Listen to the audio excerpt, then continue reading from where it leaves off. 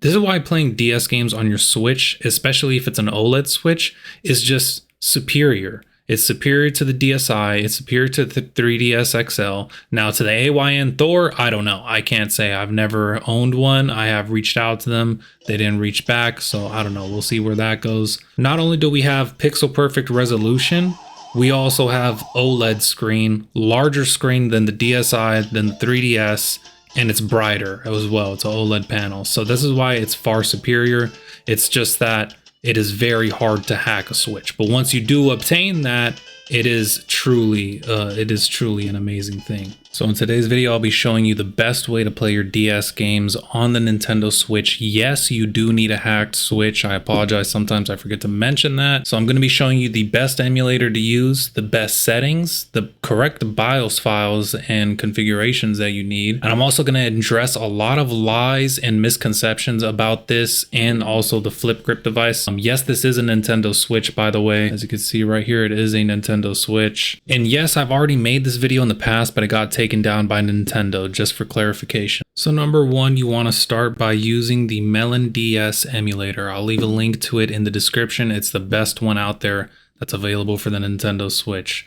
Number two, the thing you don't want to do is actually what I just did right now. You don't want to launch MelonDS through your album. You want to launch it through a game or application by hovering over the game, holding the right bumper and pressing down on A, and then continue to hold it and then launch MelonDS emulator through that. Very common misconception about DS games is that they run extremely poorly. There's two problems with those people that they don't have configured on their Switch. They don't have their settings configured and they don't have the proper BIOS files. So you're going to want to go down to emulation settings. For console mode, you can just leave it on DS. Now, where it says boot directly, you might have it checked automatically. I would uncheck that. I've actually found the games to be a bit more stable when I boot into the BIOS first. This is the most crucial step, is you want to switch the CPU overclock to the maximum overclock, and that's going to be 1785. I have gotten multiple comments saying that this will overheat your Switch.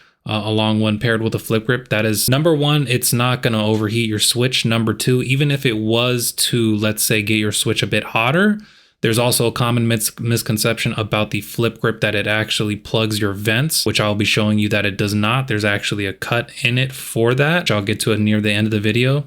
So number one, it doesn't heat up your Switch, and number two, even if it did, it does not plug the vents. So there's no need to worry about that.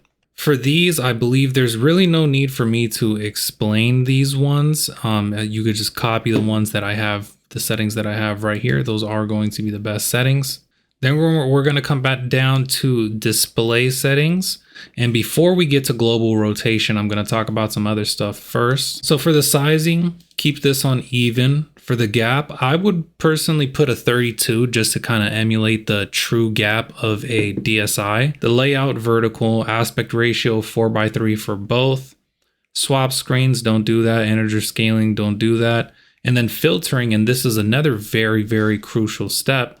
You want to make sure that this is set to nearest and not linear. So nearest is going to essentially give you pixel perfect resolution. Obviously, it's not a true one-to-one, resolution. I'm just using the term pixel perfect for lack of better words.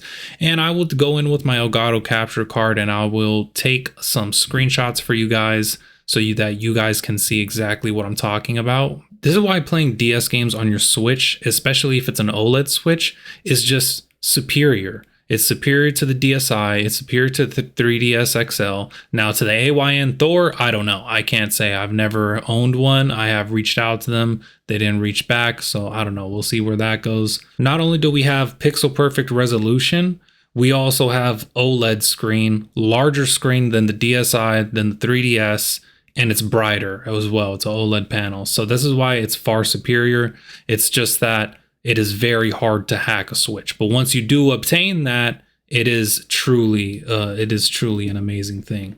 Now, before I get to my next step, I know you guys have probably noticed the controller. I want to give a very special shout out to MANBA ONE for sending me this controller right here.